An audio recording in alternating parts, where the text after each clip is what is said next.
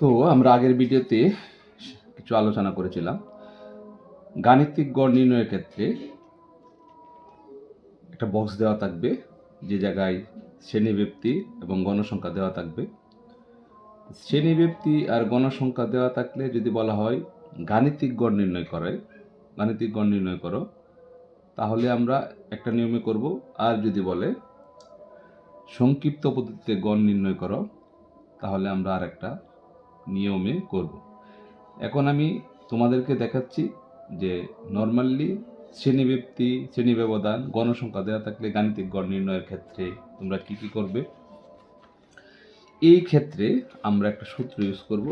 আমরা সমাধান করার ক্ষেত্রে গড় বানাবো চারটা, একটা শ্রেণীব্যক্তি, শ্রেণী মধ্যমান, গণসংখ্যা, আর একটা হচ্ছে শ্রেণী মধ্যমান আর গণসংখ্যার গুণফলটা। এই জায়গায় আমি বেশি লম্বা করব না, যেহেতু তোমরা এগুলো আগেই জানো, জাস্ট আমি একটু ধারণা দিচ্ছি।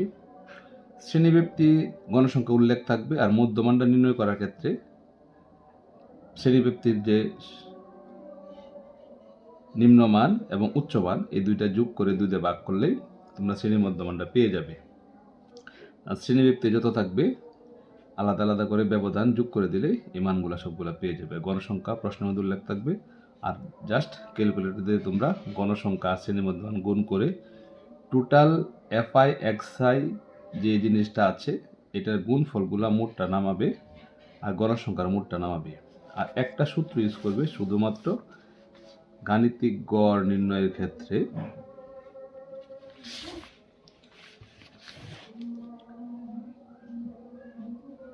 গড় এই ক্ষেত্রে 1/n সামেশন অফ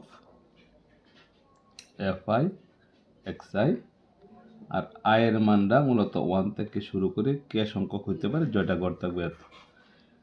অর্থাৎ এই জায়গায় টোটাল n গণসংখ্যা কত হয় আর এফআই এক্সআই গুণ করে এই গুণফলটা যদি আমরা যোগ করি, যেমন যদি আমরা এই অঙ্কের ক্ষেত্রে দেখি, এই জায়গায় সামেশন অফ এক্সআই এই টোটালগুলো যোগ করছে, সবগুলো ধাপে ধাপে যোগ করে 6190, আর টোটাল গণসংখ্যা 100। অর্থাৎ এই ক্ষেত্রে গড় নির্ণয়ের ক্ষেত্রে 6190কে 100 দিয়ে ভাগ করলে যে রেজাল্টটা আসে এটাই গাণিতিক গড় নির্ণয়ের ক্ষেত্রে। অর্থাৎ গাণিতিক গড় নির্ণয়ের ক্ষেত্রে তোমরা মনে রাখবে আমার গড় লাগবে 4টা, এবং 2টা দেওয়া থাকবে শ্রেণীব্যক্তি, গণসংখ্যা, আর শ্রেণী মধ্যমানটা তোমরা বের করবে। 2টা সংখ্যা যোগ করে নিম্নমান এবং উচ্চমান যোগ করে 2 দিয়ে ভাগ করলে মধ্যমান পেয়ে যাবে। পরবর্তীতে এটার সাথে শ্রেণী ব্যবধান যোগ করলে মানগুলা সবগুলো পেয়ে যাবে। গণসংখ্যা প্রশ্ন উল্লেখ থাকবে, সামেশন অফ এফআই এক্সআই 2টা গুণ করে এটা টোটাল গুণফল, এটা টোটাল যোগফল। এই টোটাল যোগফল, এই যোগফলটাকে এটা দ্বারা ভাগ করলে তোমরা মূলত গাণিতিক গড়টা পেয়ে যাবে। নর্মালি আমি যদি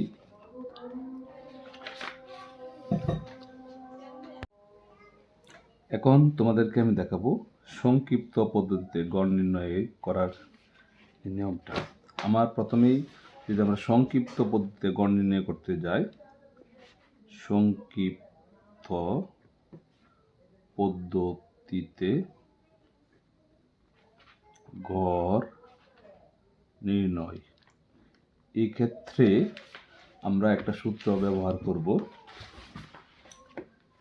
equal to X bar equal F plus summation of FI UI by N into H. আমার জানা দরকার এ কি দ্বারা প্রকাশ করে, এফআই ইউআই এন এইচ এগুলো দ্বারা কি প্রকাশ করে। আমি যদি একটা উদাহরণ দেখাই, মূলত একটা উদাহরণ দেওয়া আছে, যে আমি প্রশ্ন করলাম না যে উৎপাদন খরচ দেওয়া আছে 2 থেকে 6, উৎপাদন খরচটা আমরা মূলত শ্রেণী ব্যবধান হিসাবে ধরবো, আর গণসংখ্যা তো দেওয়াই থাকবে। তোমরা গড় বানাবে এই ক্ষেত্রে 1টা 2টা 3টা 4টা 5টা। শ্রেণীব্যক্তির মধ্যে যে শ্রেণীবৃত্ত দেওয়াই থাকবে, মধ্যমানটা আগেই বলেছিলাম কেমন নির্ণয় করবে, যেমন 2 আর 6 যোগ করলে 8 হয়, 2 দিয়ে ভাগ করলে 4। অর্থাৎ শ্রেণীব্যক্তির নিম্নমান নিম্ন সীমা আর উচ্চ সীমা যোগ করে 2 দ্বারা ভাগ করলে মধ্যমানগুলো পাবো, গণসংখ্যাটা দেওয়া থাকবে। আর ধাপ বিচ্যুতিটা মূলত y equal to x minus a বা এইচ। সহজ হিসাব হচ্ছে আমরা যে ঘরের মধ্যে গণসংখ্যার মধ্যে সবচেয়ে বেশি গণসংখ্যা থাকবে, আমরা যদি আনুমানিকভাবে এই গড়টা বরাবরই ধাপ বিচ্যুতি আমরা 0 ধরব। উপরের দিকে -1 -2 -3 -4 করব, নিচের দিকে 0 1 2 3 করব, আরও গড় থাকলে আরও লিখব। ঠিক এই বরাবর যে মধ্যমানটা থাকবে এটাকে আমরা এ ধরব। অর্থাৎ ধাপ বিচ্যুতির ক্ষেত্রে আমরা যে গড়ে ধাপ বিচ্যুতির 0 ধরেছিলাম এই ঘর বরাবর আমরা মধ্যমানটাকে এ হিসাবে ধরব, আর উপরের দিকে আমরা মাইনাস সংখ্যা বসাবো, নিচের দিকে প্লাস সংখ্যা দিয়ে বসাবো। তাহলে আমরা ইউআইটা পেয়ে গেলাম। আর গণসংখ্যা ধাপ বিচ্যুতি এই দুইটার গুণফলটা হচ্ছে গণসংখ্যা 1 আর ধাপ বিচ্যুতি পেয়েছি -4, 4 কে 4। এই দুইটার গুণফল একসাথে করবো, এই গুণগুলো একসাথে গুণগুলা করব, করে মাইনাসের যে মানটা পাই মাইনাসের মানগুলো একসাথে যোগ আর এই প্লাসের মানগুলো একসাথে যোগ করে এরপর একটা থেকে একটা বিয়োগ করে বিয়োগ ফলটা আমরা এই জায়গায় নামাবো, আর গণসংখ্যার টোটালটা নামাবো। আর এজটা বলছিলাম আমরা এই জায়গায় এ পাইলাম, এ হচ্ছে আমরা কি পাইলাম, এ বলছিলাম যে আমরা যে ধাপ বিচ্যুতিতে যে সংখ্যাতে আমরা 0 ধরেছি ঠিক এই বরাবর আমরা এ পেয়েছি। তাহলে এই ক্ষেত্রে আমরা এ পেলাম 20 অর্থাৎ 20, আর যোগফলটা আমরা এই জায়গায় FIUIটা পেয়েছিলাম -37, আর এন তো টোটাল গণসংখ্যাটা 188, আর শ্রেণীব্যক্তির ক্ষেত্রে 4। জাস্ট এটা ক্যালকুলেশন করলেই আমরা পেয়ে যাব 19.21। তো আমরা এই যে মানগুলা বসালাম এটা হচ্ছে আমাদের সংক্ষিপ্ত পদ্ধতিতে গড় নির্ণয় করার সিস্টেম। এরপরে তোমরা না বুঝলে কমেন্টে অথবা আমার হোয়াটসঅ্যাপ নাম্বার দেওয়া আছে, ভিডিও কলেও যদি কেউ না বুঝে কল দিলে আমি বুঝিয়ে দেব। আর এইগুলো আমাদের গড়ের 2টা পদ্ধতি। আর একটা পদ্ধতি বলছিলাম যে তোমরা এই 3টা অঙ্ক শিখবে। খ নম্বরের জন্য গড়, মধ্যক, প্রচুরক। মধ্যকের ক্ষেত্রে নর্মালি একটা সূত্র ইউজ করা হয়, এই সূত্রটা দিয়ে আমরা কাজে লাগাই। তোমরা যদি সূত্রটা মাথায় রাখতে পারো তাহলে মূলত হচ্ছে আমাদের মধ্যক করাও সহজ হয়ে যাবে। মধ্যকের ক্ষেত্রে সূত্র হচ্ছে আমরা ব্যবহার করব মধ্যক নির্ণয়ের ক্ষেত্রে মধ্যকটা হচ্ছে মধ্যক সমান L plus n/2 minus FC into H/FM।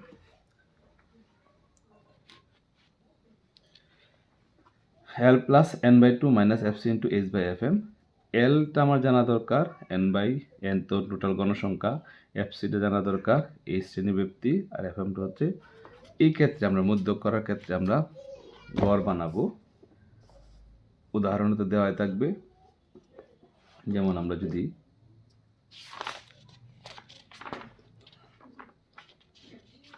একটা উদাহরণ দেখি 12, 30 থেকে 35 শ্রেণীব্যক্তিগুলো দেওয়া আছে। এই শ্রেণীব্যক্তির মধ্যে আমরা 3টা গড় লাগবে। একটা হচ্ছে শ্রেণীব্যক্তি গণসংখ্যা, ক্রমজিত গণসংখ্যা। শ্রেণীব্যক্তিটা যেটা দেওয়া আছে 30 থেকে 35, এটা দেওয়াই থাকবে প্রশ্নে, গণসংখ্যা দেওয়া থাকবে। ক্রমজিত গণসংখ্যাটা হচ্ছে কোনটা, এই 3 3 আর 10 13, 13 আর 18 31, 31 আর 25 56, 56 আর 64, 64 আর 6 70।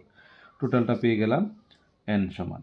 আর এই জায়গায় আমরা দরকার হচ্ছে আমার L দরকার, FC দরকার। তো L হচ্ছে মধ্যক যে শ্রেণীতে অবস্থিত এই শ্রেণীর নিম্ন সীমা। অর্থাৎ এটা সহজ টেকনিক হচ্ছে যে জায়গায় দেখবে তোমরা গণসংখ্যা সবচেয়ে বেশি ঠিক এই গড়টাকেই তোমরা মধ্যক শ্রেণী ধরে নিবে। এর নিম্ন সীমাটা হচ্ছে L = 48, আর এটা হচ্ছে উচ্চ সীমা। আর FC হচ্ছে যে শ্রেণীকে আমরা মধ্যক শ্রেণী ধরবো এই শ্রেণীর পূর্ববর্তী শ্রেণীটা হচ্ছে পূর্ববর্তী শ্রেণীর যোজিত গণসংখ্যা হচ্ছে এফসি, অর্থাৎ যে শ্রেণীতে আমরা গণসংখ্যা ধরব এই গণসংখ্যার পূর্ববর্তী শ্রেণীতে যোজিত গণসংখ্যা, এটা হচ্ছে এফসি। আর এফএম হচ্ছে যে শ্রেণীতে আমরা মধ্যক ধরেছি এর আগের গণসংখ্যা। এফএমটা কি জিনিস? এফএম হচ্ছে মধ্যক যে শ্রেণীতে আমরা ধরেছি এর আগের গণসংখ্যাটা হচ্ছে এফএম। আর এই ক্ষেত্রে এইচ হচ্ছে 6। আমরা নর্মালি দেখতে পাচ্ছি 30 থেকে 35, 35 থেকে 30 বিয়োগ করলে 5 হয়, কিন্তু এইচ 6 কেন? আমরা জানি যদি অবিচ্ছিন্ন শ্রেণীসীমা থাকলে শ্রেণীব্যাপ্তি বের করতে গেলে উচ্চ সীমা থেকে নিম্ন সীমা বিয়োগ করে 1 যোগ করতে হয়। ঠিক এই জায়গায় আমরা মান বসিয়ে ক্যালকুলেশন করব, তাহলে আমাদের হয়ে যাবে। আর এটা হচ্ছে আমাদের মধ্যক গেল। আর প্রচুরক হচ্ছে, প্রচুরকের জন্য আমরা এই সূত্রটা ইউজ করব, L plus F1 plus F2 by into H। এই সূত্রগুলো খুবই জরুরি দরকার। মধ্যকের সূত্র দেখলাম, প্রচুরকের সূত্রটা কী জিনিস? প্রচুরকটা হচ্ছে প্রচুরক L plus F1 plus F2 into H। তার মানে এলটা কি জিনিস? টিক প্রচুরক। তা আমরা এটার মধ্যে আমরা যা দেখলাম, প্রচুরকের ক্ষেত্রে আমার ক্রমযোজিত গণসংখ্যা লাগবে না, যেমন আমার শ্রেণীব্যাপ্তি আর গণসংখ্যা দিয়ে হয়ে যাবে। তো যে জায়গায় প্রচুরক আছে, সবচেয়ে বেশি গণসংখ্যা আছে, ধর এই জায়গায় আছে 12, ঠিক এই ক্ষেত্রে এই শ্রেণীর নিম্ন সীমা হচ্ছে L equal to 61।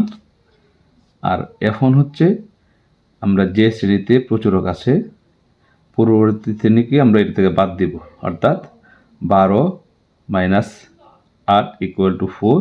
R F2 হচ্ছে আমরা যে শ্রেণীতে গণসংখ্যা সবচেয়ে বেশি, প্রচুরক বেশি, এই প্রচুরক থেকে পরবর্তী প্রচুরকের সংখ্যাটা বাদ দিব, গণসংখ্যাটা বাদ দিব, 12 মাইনাস 9 ইকুয়াল টু 3। আর এই ক্ষেত্রে শ্রেণীব্যাপ্তি হচ্ছে H ইকুয়াল টু 10। জাস্ট আমরা এই জায়গায় ক্যালকুলেশন মান বসিয়ে ক্যালকুলেশন করে ফেলবো, তাহলে আমরা প্রচুরক পেয়ে যাব। এই 3 ধরনের অঙ্কের মধ্যেই গড়, মধ্যক, প্রচুরক এই 3টা অঙ্কই থাকে। যদি এরকম কোনো কিছু না হয়, যে আল্লাহ তাআলা যদি তোমাদের ভালো চান, ইনশাল্লাহ এইগুলা থেকেই কমন পড়ে যাবে। আজকে আমরা 3টা জিনিস করব, বিশেষ করে আমরা গড়, মধ্যক, প্রচুরকটি ভালোভাবে শিখব। যদি কারো কোনো সমস্যা হয় আমাকে ভিডিও কল দিলেও পাবে, অথবা আমার নাম্বার দিতে হবে, কল দিলে আমি বুঝিয়ে দেব। আর আরেকটা ক্লাসের মধ্যে আমরা আয়তল একক, গণসংখ্যা, বহুভুজ, অজীব রেখা অঙ্কন করা শিখব। তো এছাড়াও কোনো কোয়েশ্চেন থাকলে, কোনো কিছু না বুঝলে কল করতে পারো। তো ধন্যবাদ।